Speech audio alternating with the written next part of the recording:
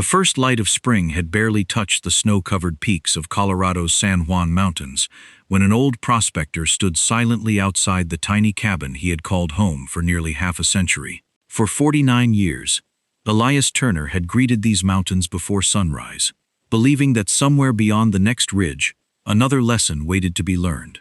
But this morning felt different. Today, the mountains were not calling him forward. They were gently telling him it was time to rest. Before we continue this journey across the American frontier, if you enjoy heartfelt Western stories filled with unforgettable characters, honest people, and timeless lessons, take a moment to subscribe. We'd be honored to have you ride with us on every new adventure. We often imagine old prospectors spending their lives chasing gold.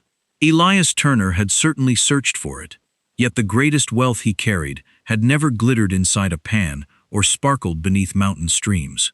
It lived quietly inside the memories he had collected along lonely trails, beside campfires, and under endless Colorado skies. At 72 years old, Elias moved carefully but without complaint. His broad shoulders remained strong, despite decades of hard labor. Thick silver-white hair escaped beneath his faded brown slouch hat, while his neatly trimmed white beard framed a weathered face that countless winters had carved into something both rugged and peaceful. His steel-blue eyes lingered on every familiar corner of the valley before him. The little cabin stood beneath towering pine trees overlooking a narrow mountain creek. Smoke no longer drifted from its chimney. Inside, nearly every shelf had been emptied. Elias folded his last wool blanket with the same care he had always given every task. He packed an old coffee pot blackened by hundreds of campfires, a worn leather bedroll, a small sack of tools, and several weathered journals filled with years of careful notes about weather, trails, and mountain streams. Finally, he reached for the one tool that had accompanied him almost every day of his working life. His old pickaxe. The wooden handle had grown smooth from decades of use. The iron head bore the scars of countless strikes against stubborn rock. Elias smiled softly as he balanced it across both hands. "Well," he whispered to himself, "you've earned your rest too." He stepped outside and gently closed the cabin door behind him. No ceremony, no sadness, only quiet gratitude. Removing his hat, Elias looked toward the snow-capped peaks glowing beneath the rising sun. "Thank you," he murmured. The mountains answered only with birdsong carried upon the cool morning breeze. By mid-morning, Elias guided his aging mule wagon down the winding road toward Silver Creek. The town bustled with the steady rhythm of frontier life. Wagons creaked through dusty streets. Horses stood patiently outside the general store. Ranchers discussed fencing while miners purchased fresh supplies before returning to the hills. Elias had little left to sell. Most of his belongings held more memories than value. Still, younger folks could always use sturdy tools. Near the trading square, a young carpenter paused while examining several used hand tools displayed on a rough wooden table. Daniel Brooks was 28 years old, broad-shouldered and hard-working, with warm hazel eyes that noticed quality even beneath years of wear. Every dollar mattered to him. He and his wife Margaret had recently purchased a small piece of land outside Silver Creek, and nearly every coin they owned had gone toward lumber, fencing, and seed. His eyes settled on the old pickaxe. He lifted it carefully. "It still feels solid," Daniel said with quiet appreciation. Elias nodded. "It served me faithfully long enough." Daniel turned the handle in his hands. "I've got stone to clear before I can finish my fence posts." He hesitated before reaching into his pocket. "I only have $1 left until next week's work." Elias smiled. $1's enough." Daniel looked almost embarrassed. "Are you sure?" "I am." Without another word, the two men shook hands. Neither of them lingered over the sale. For Elias, the pickaxe had already given him everything it could. For Daniel, it was simply a tool that might help build a home. As the old prospector quietly continued through town, Daniel carried the pickaxe back toward the small homestead where Margaret greeted him from the porch. "You found something useful?" Daniel grinned. "For $1. That evening, after supper, Daniel set the pickaxe across a pair of wooden sawhorses beside the barn. The iron head remained sturdy enough, but years of weather had weakened the handle. "I'll replace this before using it," he said. Margaret nodded while sorting seed packets nearby. Daniel secured the handle and carefully split the aged wood apart. Just as the cracked timber separated, a faint rattling sound surprised them both. He frowned. What was that? Inside the hollow section of the handle rested a tightly rolled piece of oilcloth. Daniel carefully pulled it free. Neither of them spoke. He slowly unwrapped the bundle. Inside lay an old hand-drawn map, its faded ink still visible despite decades of age. Folded beside it rested a weathered handwritten note. Daniel studied both pages. The landmarks meant nothing to him. The handwriting belonged to someone he had never met. Margaret quietly looked from the map to the pickaxe, then back toward Daniel. After several moments, she spoke softly. "It doesn't matter what it is." Daniel looked up. "If it belonged to the pickaxe, then it belongs to Mr. Turner." Daniel carefully rolled the map and note back into the oilcloth exactly as he had found them. He slipped everything into a small cloth pouch and placed it beside the repaired pickaxe. Then he looked toward the dark mountain road beyond their homestead. His decision came without hesitation. If this belongs to him, then tomorrow morning he'll have it back. The small cloth pouch rested on the kitchen table where he could see it every time he opened his eyes during the night. Inside lay the faded map and the brittle note that had somehow remained hidden inside Elias Turner's old pickaxe for decades. Daniel never once wondered whether keeping them might make his own life easier. His only concern was finding the man who deserved to hold them again. Long before sunrise, the first robin sang outside the cabin. Daniel quietly saddled his bay horse while the morning mist still clung to the spring grass. Margaret stepped onto the porch carrying a small cloth bundle. "I packed breakfast," she said softly. Daniel smiled. "You always think ahead." She placed the bundle into his saddlebag. "I only ask one thing." He looked at her. "When you find Mr. Turner, tell him there are still honest people in this world." Daniel nodded. "I think he already knows." The ride into Silver Creek was peaceful. Fresh green leaves shimmered beneath the morning sun, while melting snow fed the narrow streams winding through the valley. It felt like a day full of new beginnings. Daniel guided his horse directly toward the boarding stable where he had last seen Elias's mule wagon. The hitching rails stood empty. Inside, the stable owner slowly swept the floor. "Morning," Daniel greeted. "Morning. I'm looking for Elias Turner." The old stable keeper leaned on his broom. "You just missed him." Daniel's heart sank. "He left before daylight." "Did he say where he was headed?" The man slowly shook his head. "No, son. He only said he wanted to spend whatever years the Lord gave him where he first learned to love these mountains." Daniel thanked him and stepped back into the street. For a long moment, he simply stood there. Colorado's mountains stretched in every direction. Somewhere among them walked an old man carrying little more than memories. Daniel reached into his saddlebag and gently touched the cloth pouch. "I'm not giving up." His next stop was a small cabin near the edge of town where former prospector Thomas Reed lived. Thomas opened the door before Daniel even knocked. "Morning. I hope I'm not disturbing you." Thomas smiled. Anybody riding this early usually has a reason. Inside, Daniel carefully placed the map upon the wooden table. "I found this inside Elias Turner's old pickaxe."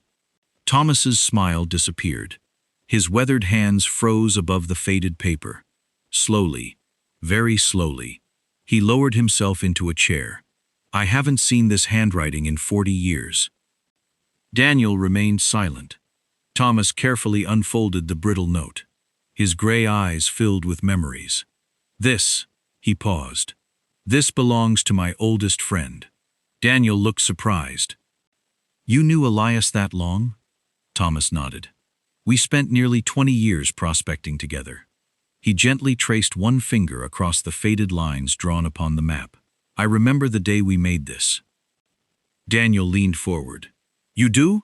Thomas smiled sadly. "Every line." Outside, the wind stirred the cottonwood trees as Thomas began speaking. We weren't chasing gold that week.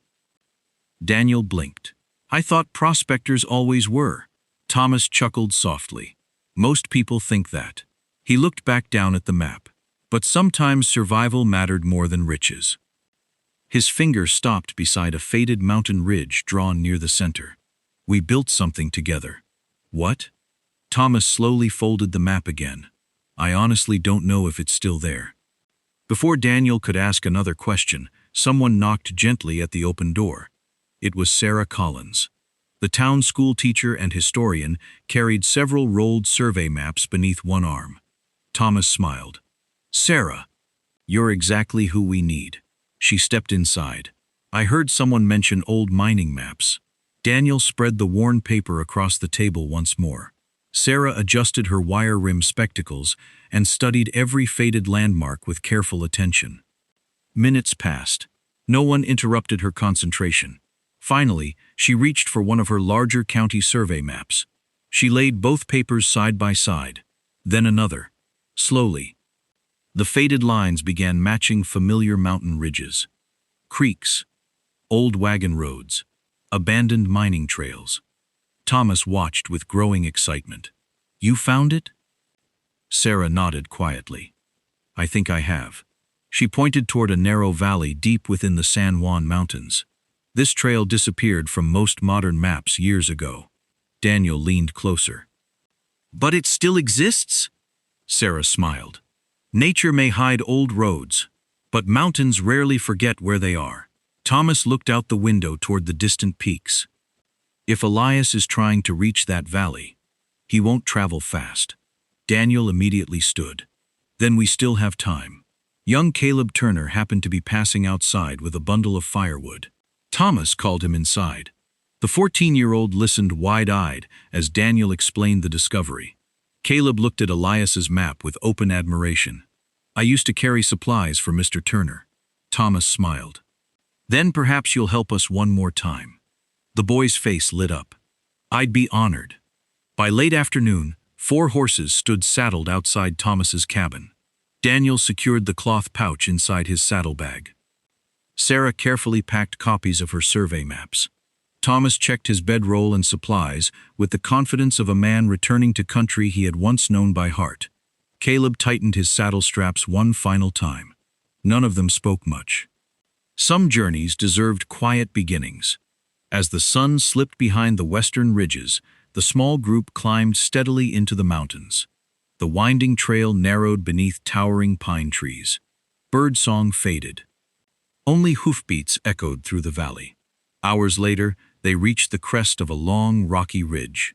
Thomas suddenly raised one hand. Everyone stopped. Far below, deep among the darkening pines, a single campfire flickered quietly against the gathering night. No one needed to ask whose fire it might be. They simply looked toward the lonely glow beneath the trees, each silently hoping they had not arrived too late. For several long moments, none of us spoke. The lonely campfire flickered beneath the towering pines, its warm glow standing against the cool blue shadows of the San Juan Mountains. After an entire day of searching forgotten trails, Daniel Brooks, Thomas Reed, Sarah Collins, and young Caleb Turner finally knew they had found someone. They simply hoped they had found him in time. Thomas gently urged his horse forward. Let's not startle him, he said quietly.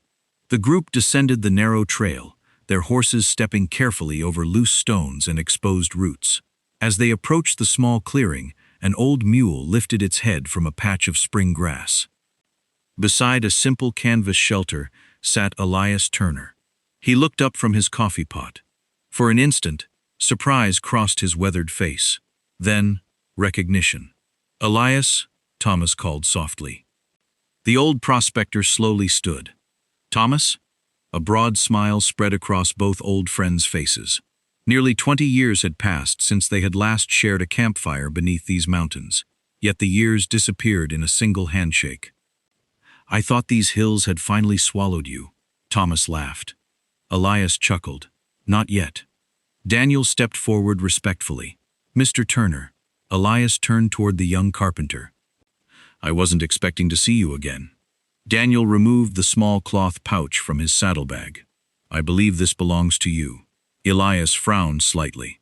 What is it? Daniel carefully unfolded the oilcloth and placed the faded map and handwritten note into the old prospector's hands. For several seconds, Elias simply stared. His rough fingers trembled. His steel-blue eyes widened. His voice almost disappeared. I thought these were gone forever. He carefully unfolded the brittle paper. The faded ink had grown lighter with time, but every line remained familiar. Thomas quietly watched his old friend's expression. I recognized your handwriting. Elias smiled faintly. I buried these inside the pickaxe after the handle cracked. He shook his head slowly. I must have forgotten. Daniel smiled. When I replaced the handle, they rattled loose. Elias looked directly into the young man's eyes. You could have kept them. Daniel answered without hesitation. They were never mine. Silence settled over the camp. It wasn't uncomfortable. It was the quiet silence that follows an act of simple honesty. Elias carefully folded the map once more. You've returned something worth far more than a pickaxe. The 5 travelers gathered around the campfire as darkness settled over the mountains. Fresh coffee warmed cold hands while the stars slowly appeared overhead. For a long while, no one asked about the map. Finally, Caleb Turner looked toward Elias. Mr. Turner, the old prospector smiled. Go ahead. Were you really looking for gold? Elias laughed softly. We all were. He looked into the dancing flames. But sometimes life changes your plans. Thomas nodded. I remember. Elias reached into the firelight and gently spread the map across a flat stone. 40 years ago, he began, Thomas and I discovered a narrow valley very few prospectors had ever seen. Sarah listened closely. There were signs of gold? Elias nodded. There were. But before we could begin working the claim, his voice slowed. A late spring storm swept across these mountains. Thomas quietly lowered his eyes. Our third partner was caught beneath a rock slide. Daniel listened without moving. We managed to free him, Elias continued, but his leg was badly broken. The nearest town was 2 days away. Sarah softly asked, So you left the claim? Elias smiled gently. We never even looked back. Instead of chasing gold, the 3 men spent nearly a week building a sturdy emergency shelter beneath a rocky overhang.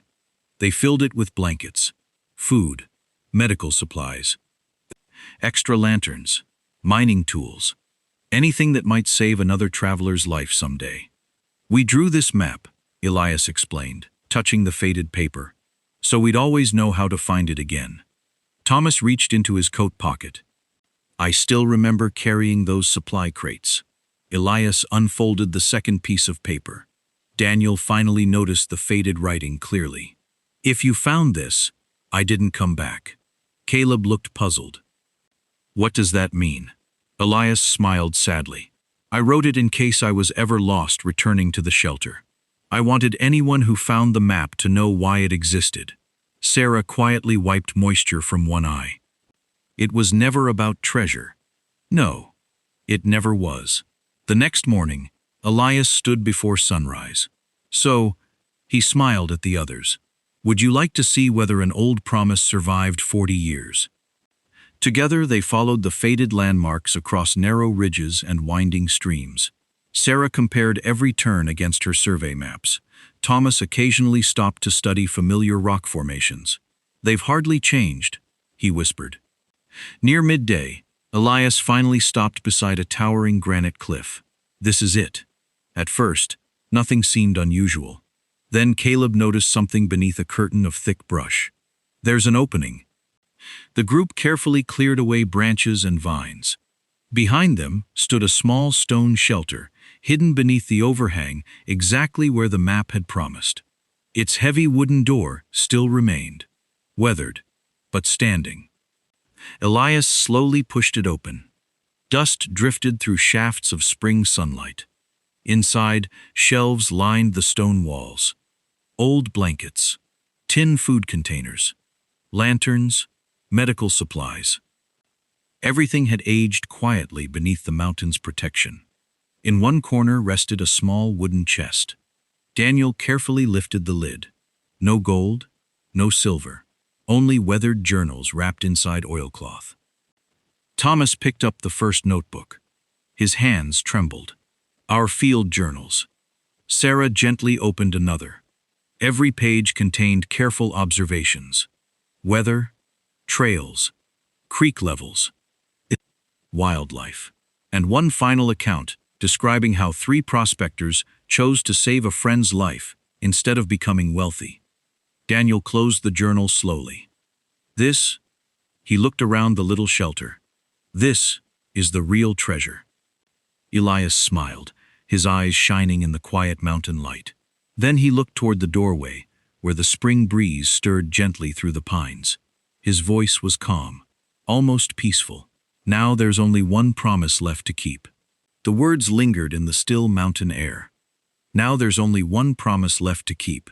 None of us hurried to ask Elias Turner what he meant. After everything we had witnessed, we had learned that the old prospector never wasted words. When he spoke, every sentence carried the weight of a lifetime. Elias carefully closed the weathered journal and rested one hand upon the old wooden chest. 40 years ago, he said quietly, Thomas and I made each other one final promise. Thomas smiled before Elias could continue. We agreed that if either of us ever lived long enough to come back here, we wouldn't leave this place forgotten. Sarah Collins looked around the little stone shelter. The lanterns, the blankets, the journals. Every shelf still whispered the story of ordinary people who had chosen compassion over fortune. Daniel nodded slowly. So the promise wasn't about finding it. Elias smiled. It was about making sure no one ever forgot why we built it. Together, the 5 of us carefully packed the journals, the faded map, and the handwritten note into sturdy canvas satchels. The emergency supplies that remained useful stayed inside the shelter, exactly where they might still save another traveler one day. Before closing the heavy wooden door, Elias removed his hat. So long, old friend, he whispered toward the empty shelter. Thomas did the same. No further words were needed. The journey back to Silver Creek felt lighter than the climb into the mountains. Not because our horses carried less weight, but because every heart among us understood that something precious had been preserved. Several days later, the little meeting room inside Silver Creek schoolhouse filled with townspeople, miners, ranchers, shopkeepers, children. Everyone had heard whispers about Elias Turner's forgotten map. Many expected stories of buried gold. Instead, Sarah Collins carefully opened the journals upon a long wooden table. She began reading aloud. Page after page described frozen mountain crossings, spring floods, lonely campfires, and one remarkable week when 3 prospectors abandoned a promising claim to rescue an injured companion. No one in the room spoke. Even the youngest children listened quietly. When Sarah finished, the silence lasted several long moments. Finally, Sheriff Benjamin Holt stepped forward. This belongs to every family in Silver Creek. He looked toward Elias. With your permission, we'd like these journals preserved for future generations. Elias nodded without hesitation. I couldn't ask for a better home. Sarah smiled warmly. I'll protect every page. They deserve to be remembered. A few days later, Daniel Brooks returned to Elias, carrying the repaired pickaxe. The cracked handle had been carefully replaced with smooth mountain hickory. The iron head gleamed after hours of careful cleaning. Daniel held it out respectfully. I think this should stay with you. Elias gently shook his head. No. Daniel looked surprised. You've earned it. The old prospector rested both hands upon the pickaxe. For nearly 50 years, these hands carried it. He slowly placed it back into Daniel's arms. Now it belongs in honest hands that still have work to do. Daniel swallowed hard. I don't know what to say. Elias smiled. Then don't. Just build something worthwhile. Daniel nodded quietly. I will. Later that afternoon, young Caleb Turner found Elias sitting beside the creek, where melting snow hurried toward the valley below. The boy sat beside him without speaking for a while. Finally, he asked the question that had rested in his heart ever since they had entered the mountains. "Mr. Turner," Elias looked over, "was prospecting worth your whole life?" The old man smiled as sunlight danced across the rushing water. "I never found the fortune people dream about." Caleb waited patiently. "But I found mountains that taught me patience. I found friends who never stopped being family. I found work that made every sunrise worth waking up for." He looked toward the distant peaks, and in the end, "I found out those things were richer than gold." Caleb smiled. "I hope I remember that. I believe you will." Several weeks passed. Spring settled fully across the San Juan Mountains. Wildflowers covered the hillsides where snow had stood only months before. Inside Daniel Brooks' growing workshop outside Silver Creek, sunlight streamed through open windows onto freshly cut lumber and neatly arranged tools. Above the workbench hung the restored pickaxe. Beside it rested the carefully framed map. Next to both hung a handwritten copy of the final journal entry Elias and Thomas had written together so many years before. Every visitor who entered the workshop asked about them. Every visitor left, having heard the story of three prospectors who discovered that compassion outlasts riches. One peaceful morning, Daniel looked up from his work as Elias quietly stepped into the doorway. Neither man said much. They simply stood together. Outside, the San Juan Mountains glowed beneath another brilliant Colorado sunrise. Elias rested one weathered hand against the doorframe and smiled. At 72 years old, he finally understood what had taken nearly a lifetime to learn. The greatest treasure he had ever uncovered had never rested beneath stone or hidden inside a mountain. It lived in honest choices, faithful friendships, promises kept, and in the quiet hope that one generation leaves the next a little richer, not in gold, but in character. If this story reminded you that integrity is the greatest wealth a person can leave behind, we'd love to hear your thoughts in the comments. And if you enjoy heartfelt Western stories like this one, consider subscribing and joining us for the next journey across the American frontier. As the first rays of sunlight touched the peaks one final time, Elias Turner tipped his faded hat toward the mountains that had shaped his life. Then he turned toward home, not carrying treasure, but leaving behind a legacy that would endure far longer than gold ever could.